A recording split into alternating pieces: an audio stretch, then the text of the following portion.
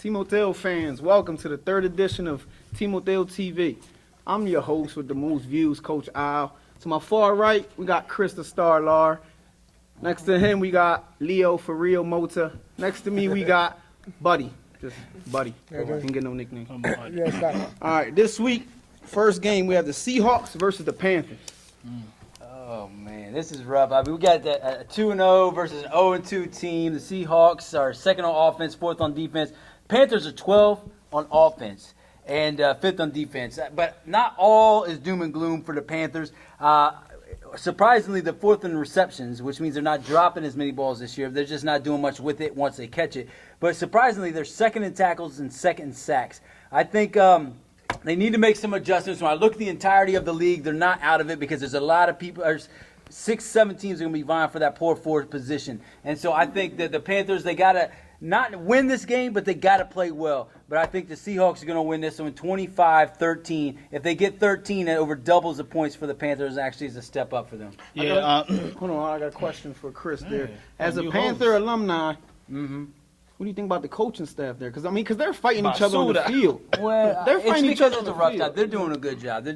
They got to make some adjustments. There's a lot of new people on the team, so it takes some adjustment to actually work with and find where the pieces go. They got the pieces. They need to figure out how to put them together. Yeah, this is exactly what I was about to touch on. He was talking about there needs to be an adjustment, and it needs to start with the coaching staff. They have a bunch of talent over there. I don't know why the offense isn't putting up any points. I know the coach is always yelling at his players rather than coaching them.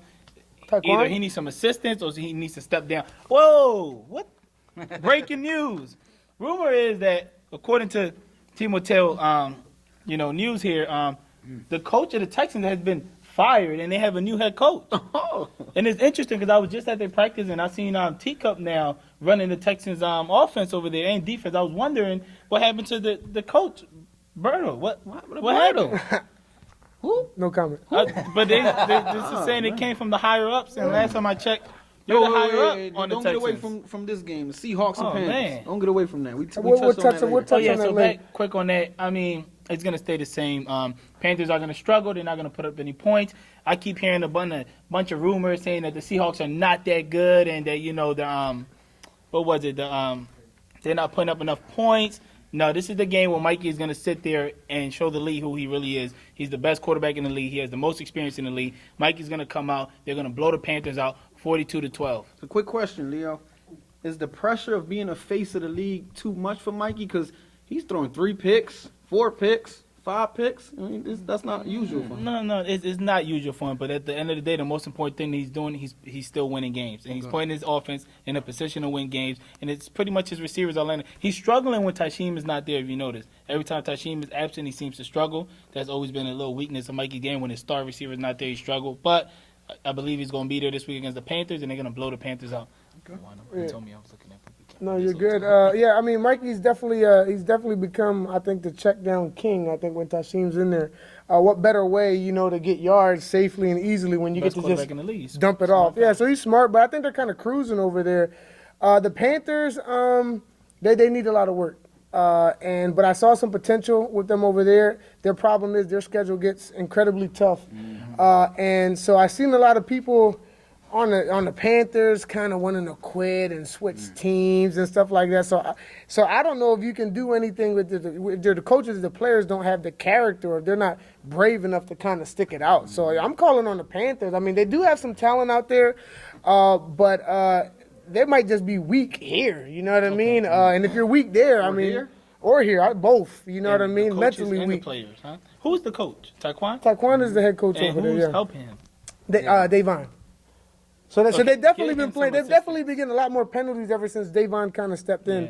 They've definitely been playing more physical. Something Chris. But I think the Seahawks, they're cruising, man, this week as well. And I think that they're going to win this game. And I got the Seahawks winning this game. I think they should really blow them out. They're playing bored, though. They're not blowing anybody out because they're bored. They're bored, yeah. So I think the score will be 30-12. I mean, the Panthers, they just struggle to score. It's a blowout, but it's not where it should be. It should be more like 45-6. You know what I mean? Something like that. The Panthers that bad. The Panthers, they got to get some stuff together, yeah. Interesting. So my prediction is 42-6, the Seahawks. Chris, start with you. Pac-9 versus the Chargers. All right, Pac 9. Pac 9 this week, man. It doesn't matter who's on the team; they just keep winning. I mean, Ryan was gone. They had some other guys didn't show up last minute. They make some last. I mean, this team, you can't even tell that Poopy left, right? I mean, Darius, right? He Darius. He was supposed to be He's some doing- stud on their team. He's He a left. role player He's a for role sure. player, Yeah, and role it definitely player. shows they didn't skip a beat. They got a better replacement too. Oh Yeah, yeah, I they're think definitely the safety. The He's kid got on he the got left side, he yeah. got more picks in the first week one than Poopy had his career. Right. Yeah. So I understand why they traded him off. But anyway, the Pac-9, the Chargers, their biggest issue, they have a hard time grabbing flags. They need to continually work on defense. I mean, they're right 7th on offense, 7th on defense. They're close. They have a lot of talent. They just need to get a little better on defense. I think this week they're not going to win. I think the Pac-9 is going to take this one 20-12.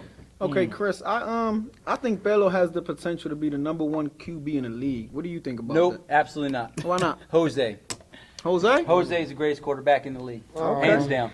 You obviously don't know No, him. you don't know who Hands Mike down. is. You obviously don't know the kid. Hands Yeah. down. So, He's a ticking Chargers and time the- bomb. Chargers and the Packers. Yeah. Pac-9. I'm calling them 49ers. 49ers. Chargers and the 49ers. Yeah, 49ers. 49ers look Nice. good. Bello look good. They're not making so much noise because everyone's hyped up about the coach and Jose over here. And he's a good guy, but come on. Blowing everybody out of the water Okay. right now. Double. You know, the Packers are a really good team, and Chris is saying they have a bunch of guys stepping. No, the kid they got playing safety is a stud. Isaiah clearly proved this week that he's a 1. I don't know why he had on red flags week 2, thanks to Buddy. Which And if safety? y'all have any questions relating Left to one? that. Huh? Left safety? Yes, the left safety. number He's 4, a yeah. stud. He can play. Isaiah's the 1. So they definitely have talent over there, and Bello's only getting better each week at Oh, you quarterback. talking about Core? Yeah. Yeah, Core. Yeah, He He's been definitely making can play. plays. Yeah. And as long as Bello continues, to not turn the ball over, he's going to put the Pac-9 in a position to win. He's a door threat quarterback. He can beat you with his legs, and he has an underrated deep ball. He got a little He cannon. has a little cannon. I don't know Little where boy that got comes from, cannon. but he got a cannon, and I see he trying to build that little connection with him and Ryan, and they're going to be a good team. A scary team to watch out for, so don't sleep on them. I know the Seahawks and the Colts got the hype, but don't sleep on the Pac-9. So, Leo, you think the Chargers' offense is too predictable? It's What offense? Listen, they have their QB is a stud. I don't know what's going on, if they're calling the wrong plays for him or not, but the Chargers definitely have talent over there. Their quarterback, he's a beast, man. I don't know what's going on over there.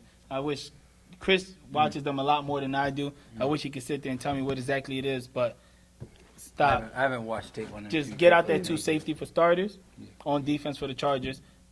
Come up with something else, all But right? the Chargers defense hasn't been that. They haven't given up a whole ton of points. No. Yeah, but they played us, and they played who they played week 1. The Bengals. Exactly. So if they play that cover 2 against the Seahawks, against the Colts, and against the Pac-9 this week, you will see, mark my words, that if they stay in that cover 2 this week against Bello and the Pac-9, the 49ers will put 40 points in the first half. 49 points. 49 points in the first half if they stay in that cover 2 the whole game.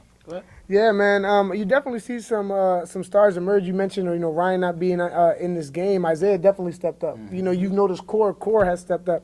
Even Zion, he's definitely stepped up to become a contributor for sure. He couldn't catch anything last Yeah, year. you seen that? Yeah, I've been working real hard with him. Yeah, He's yeah, almost you- he's almost you like a always son. work He's with almost them. like a son to me. Sometimes I don't know if you still the head No, coach. just Zion. I just work with Zion.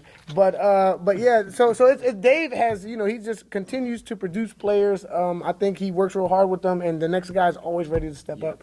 The Chargers, I mean, they're another team that I believe to make the playoffs in this league, you have to be able to score at least 25 points a game. And they haven't shown that ability to do it. They've lost 2 games at the end of games, and 2 games that probably they should have won. The quarterback made a mistake through that interception at the end of the game, and then they lost that overtime game to the Bengals. So they could be 2-0, but they're 0-2. So that goes on. I think that has to go on to the coaches. I mean, you got to be able to pull those games out. Those close ones is the coaches are the ones that really kind of pull out those wins. So I mean, Cameron, look, we obviously got the talent, but they need to change some things around. The coaches need to watch some film, watch what these other offenses are doing, mimic them. You know what I mean? You got a quarterback with a big arm, mimic another team's playbook who has a quarterback with a big arm as well, and kind of stretch the defense and find yourself a little dump off guy as well. So when everybody's kind of playing you deep, you got someone that can kind of get yards. One thing that I'd really like to see this week, Tim Brown-Lee came back to came play back. this week. Yes, he did. He's come back from his injury. He played well. I'm so excited to see him play. And I think he's definitely going to make an impact. He's definitely probably the heart and soul of that team, especially on defense. But I think the Pac-9 are just a little too much for them right now. And I see Bella's going to start to hit his stride now, earlier than I thought. So that system you put in there is still running strong. No, the Dave's got a whole different system. He took our system and he took it to a whole nother level. And I mean, the way that he was able elevated? he elevated it by far. He elevated it by, and you see that they won the championship. So I think this year, they're going to prove again that they're a contender. And I got the Pac-9 winning this game. I guess they'll win 35-12. I don't know if the Chargers can score more than 12 points. Whoa, stop looking at my notes. What bro. you got, bro? I got Pac-9 winning 35-12. I'm looking at my notes. He thought it was a 9. That's why Yeah. it was a 35. All right, on to the next game. We have Cardinals versus the Boys. Yeah, I mean, this is Cardinals are 0-2, 11th on offense, 9th on defense. The boys are 1-1, 7th on offense, 11th on defense. Not an exciting game, but I think it'll be one of the better games of the week, just in terms of its closeness of the things. Competition. Now, I like the Cardinals. They put Bo in at the end of the game at quarterback, and he looked good. Like to me, he had a bomb, and I wonder if they're going to make that change. If they do, I think they could do better as a team. I think this is going to be a close game. I think either team could win, but it just seems like through the patterns of the Cardinals, every year they start off slow, they end up winning some games, and they get in there. So I feel like because of their pattern, I just don't think they're going to go 0-3. So I think they're going to win this one in a close one, 19-13. Beg to differ. I think the boys are going to win this one 20-18. Cornell has been, every year he got talent. He does a good job coaching. He tries to put those kids in a position to win, and it's just like his kids can't close the game out. And the reason why I have the boys winning this week is because, as we all know, as history has taught us, is that the Cardinals just can't seem to win their first 3 games of the season. And then they always find themselves struggling to get into the playoffs because exactly those reasons. They lose their first 3 games either by an extra point or a last-second extra point that they gave up, and that's exactly what's going to happen. It's going to come down where the Cardinals are going to need to convert a 2-point conversion. They're not going to get it, and the boys are going to win thanks to the Cardinals' curse. How are the boys going to score 20 points? We're going to get it done. How? Whether it's on offense or defense or special teams, we're going to get it done. I asked the question. I'm sorry. Chris, give me one key factor of this game. I think quarterback play for Cardinals. They use Bo. I think that'll be So enough to. if the they'll quarterback score plays more well, points. they win. Yeah. Okay.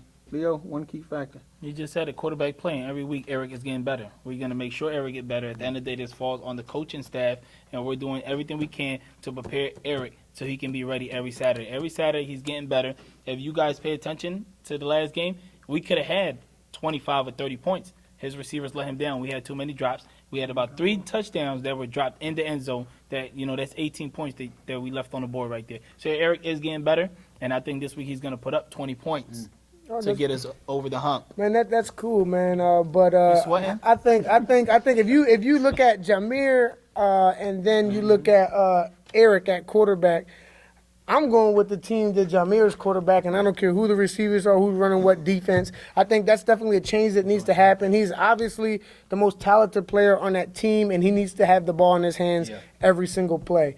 It's a shame because he's also the best receiver, but I think he can give them their best chance.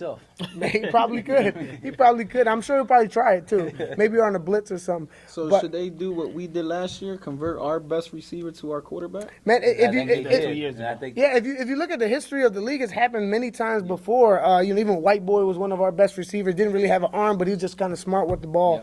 And so you see it, and I think it just has to be done. I mean, if you don't got no one that can get the ball to him on a consistent basis, put him in at quarterback. One thing that the Cardinals are doing this year that is different than any other year, they are rushing the quarterback. Yes, and their boy over there, Troy Booker, is racking up sacks. Finally. And I think Eric is going to be scared of him by the time the end of this game is over. You know what I mean? This guy is coming in. He has one intention, to disrupt the quarterback.